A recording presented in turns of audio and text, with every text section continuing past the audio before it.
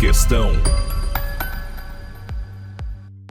Olá, seja muito bem-vindo ao A Questão, o podcast da Associação Brasileira de Transporte e Logística de Produtos Perigosos, a ABTLP. Aqui a proposta é ir um pouco mais além da informação, é trazer dados, reflexões e diferentes perspectivas sobre temas que impactam pessoas, profissionais e também a nossa sociedade. Eu sou Eduardo Leal e no episódio de hoje nós vamos falar sobre gênero, inclusão e também diversidade.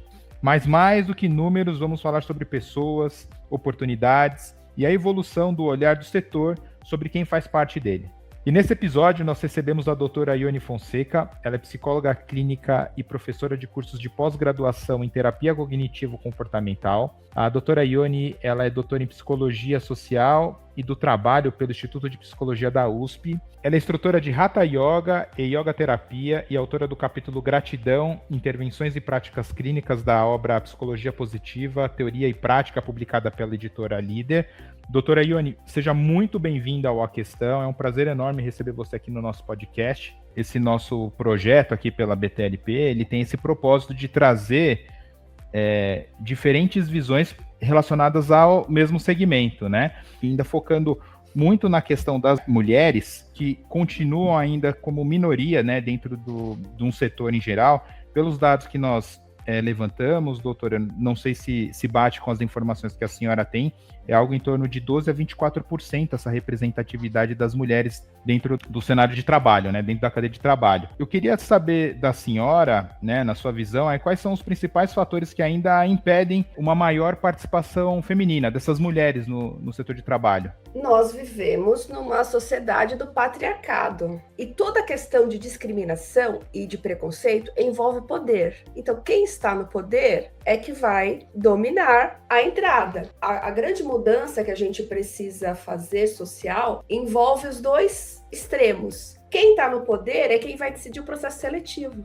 Se o Eduardo é o diretor da empresa e ele não é aberto para a diversidade, ele não sabe a diferença entre diversidade e inclusão, ele vai contratar, né, o que geralmente acontece no Brasil e no mundo, as contratações por QI. Então a gente tem muito isso ainda culturalmente no Brasil e no mundo. Então, enquanto a gente não conseguir mudar algumas estruturas, não vai ter entrada no processo seletivo. Diversidade é diferente de inclusão. Diversidade é a gente ter um diferente público. Homens, mulheres, pessoas com necessidades especiais, diferentes orientações sexuais, diferentes culturas, todos os aspectos que envolvem a história humana, a história de cada pessoa. Isso é diversidade. A inclusão é garantir voz de fala. É garantir que a pessoa possa se comunicar, que ela seja respeitada, que ela possa dar uma opinião, que ela não seja humilhada. Por exemplo, mulheres, ter um banheiro feminino, ter condições que possam garantir segurança física e segurança psicológica. Então, diversidade é diferente de inclusão. Nossa, doutora, é muito importante isso daí, porque realmente, aqui passando para o nosso setor, né, de transporte, a gente, primeiro, trata tudo como se fosse a mesma coisa, né, e não é, como a senhora comentou. E tem uma situação que é muito comum, porque predominantemente nós temos mais motoristas homens do que mulheres, isso aí é histórico, sempre teve mais. E quando começou esse movimento de trazer mulheres para a função de motorista, algumas empresas se depararam com a situação assim, não tem vestiário feminino. Eles começaram a contratar essas mulheres que estavam disponíveis no mercado para realizar essa função. Quando chegaram na empresa, assim, não tinha vestiário, não tinha forma, como essas mulheres ali participarem ali da rotina operacional, né, o mínimo ali, um banheiro, um vestiário, um chuveiro, né, para se trocar, fora também nas rodovias, porque esses motoristas, eles circulam nas rodovias, e quando para num posto de gasolina, a realidade é a mesma, não tem banheiro para receber essas mulheres ali, né, para pernoitar, questão de segurança e infraestrutura voltada para esse público, é algo que a gente enfrenta até hoje, né, então a inclusão, pelo que eu entendi, é como a gente recebe essas pessoas dentro da diversidade que elas apresentam para um cenário. Isso, exatamente, e vocês também a preparam para estar lá, porque a pessoa precisa estar preparada para o ambiente. E aí, um ponto importante, a gente tem uma linguagem. A linguagem é importante. Por quê? Se eu perguntar para você, Eduardo, como que você imagina um caminhoneiro?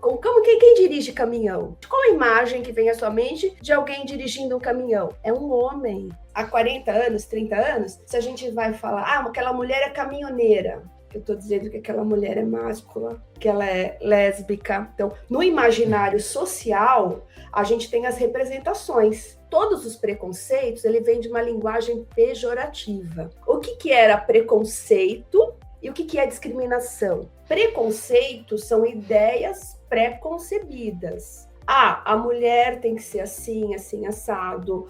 O homem gay afeminado, o homem gay que não é afeminado. Fulano é assim, assado. Então, os preconceitos são as minhas ideias pré-concebidas. E a discriminação envolve poder. Eu faço algo que impede o direito da pessoa de existir. Eu tive muitos pacientes que foram agredidos só por conta da sexualidade. Essa linguagem a gente tem que mudar. Porque a gente vai dando uma ideia que você pode agredir aquela pessoa. Porque você não xinga mulherzinha, bichinha, de uma forma agradável. É uma forma, assim, de você estereotipar a pessoa. A linguagem, ela vai estabelecendo preconceito, discriminação e estereótipo. Essa mudança que a senhora está comentando, como a senhora enxerga que vem acontecendo? Ela existe uma preocupação para que ela ocorra? Ou é uma pressão para que ela ocorra? Como tem se desenvolvido isso? Exige uma pressão. Houve uma luta para a sexualidade, para a diminuição do preconceito em relação à homossexualidade, para garantir representatividade. Há 30 anos a gente não via uma propaganda do Boticário com homens e mulheres negras. Então, agora que a gente está tendo representatividade nas mídias, nas redes sociais, agora é muito comum, mas isso não era comum. Então, a gente precisa de representatividade. Pessoas de diferentes raças, etnias, diferentes orientações sexuais. Essas representações vão garantir uma linguagem mais tranquila. Como você vai? A minha mãe é caminhoneira. A primeira coisa, você vai largar o seu lar para ficar na estrada? Ninguém cobra do homem. Você largou o seu filho quando ele estava pequenininho e foi para a estrada. Isso não era cobrado do homem. Então, na sua cabeça, tá mais fácil. Eu vou ajudar minha mulher a trocar fralda, eu vou aprender a dar banho no bebê. Isso é de agora. Foi necessário uma luta para ajudar na linguagem. Homens também cuidam do bebê. A gente precisa dessa linguagem naturalizada. Tem que ter lá no brinquedinho da escola, no dia das profissões, mãe caminhoneira. Minha mãe trabalha na logística. Minha mãe é médica. Minha mãe trabalha na coleta de lixo. Trazer para as crianças, ela precisa ver. A criança aprende por modelo. Se os pais são preconceituosos, a criança vai ser também. Porque totalmente. Isso, o preconceito, o estigma sempre traz uma marca que desqualifica. E aí, o preconceito, o estigma vai gerar a desigualdade social. A desigualdade é por poder. Eu não deixo as coisas acontecerem. Porque eu que estou no poder, então eu que vou escolher. O construcionismo social, ele parte assim, a gente teve as construções sócio-históricas. Antigamente, como é que foi tudo sendo construído? Pelo essencialismo, pelo natural e pelo universal. Então, é da natureza humana só existir o sexo biológico, homem e mulher. Então, o natural vem daí, é biológico, é da natureza. Então, sempre foi assim. A universal, no mundo todo, existe o casamento entre homens e mulheres. No mundo todo é assim, não existe isso. Família é pai, mãe, filho. Então, o universalismo. A essência da mulher é cuidar. A essência do homem é prover. Todos esses pontos estão aqui na nossa cabeça. Todo mundo achou estranho um jogador que largou o jogo para ir ver o parto do bebê. Isso não era concebível antes. Porque cuidar do bebê, isso não era uma coisa que o homem era incluído. Então, ele tem que pertencer, porque ele também é o pai. Então, eu achei super... Foi uma coisa assim, nossa, ele saiu do jogo para ir ver o parto. Não, gente, era para ser natural isso. Ainda dentro dessa diversidade, que a senhora comentou, e fazendo também um paralelo com o que foi comentado também a respeito da produtividade, que essa diversidade produz, porque a gente está trazendo um público diverso daquele que geralmente atua e tem uma mudança ali na estrutura de representação daqueles colaboradores que é revertido ali positivamente ali dentro do serviço que é executado, porque você traz uma pessoa fora daquela realidade que vai impactar ali no serviço que está sendo feito, professora? Sim, e a gente tem, o que eu ia também comentar, por exemplo, a gente vai ter mais informações, mais experiências, a gente vai aprender um com o outro. O muito legal da diversidade é a possibilidade de aprender novas ideias, e uma ideia nova, ela sempre vai ter uma tendência à rejeição inicial. Às vezes o preconceito também vai acontecendo sempre em relação à classe social, ao gênero, à raça e idade. Porque as pessoas vão falar, a gente tem o preconceito, a pessoa não tem mais idade para ser motorista. Uma mulher negra motorista é diferente de uma mulher branca. Então a gente tem também as hierarquias do preconceito. Uma mulher negra vai sofrer mais preconceito que uma mulher branca. Um homem gay negro, um homem gay branco, todas essas nuances vão trazer preconceitos diferentes. Esse preconceito estrutural, doutora, qual que é a melhor forma da gente enfrentar esses desafios, como o próprio nome diz, está estruturado, né? E ainda mais num setor como o nosso, que ele é historicamente conservador e masculino, né? Qual é a melhor forma que a doutora entende como a gente deve combater isso? Então, é um avanço social. Então, a gente tem que estar sempre atento na educação. Por isso que a educação precisa mudar, trazer mais esses temas para a educação, para as rodas de conversa, para que as pessoas possam, sei lá, a empresa pode criar um debate sobre tema, apresentar um filme para discutir, trazer essa importância da conversa, da linguagem. Nas escolas, a gente ter mais essa ideia de inclusão, de pertencimento. A gente vai precisar de pegar esses jovens de hoje para aprenderem a lidar com a frustração e para aprender a lidar que as mulheres não são objetos deles. Tudo isso, a gente tem que vir pela educação,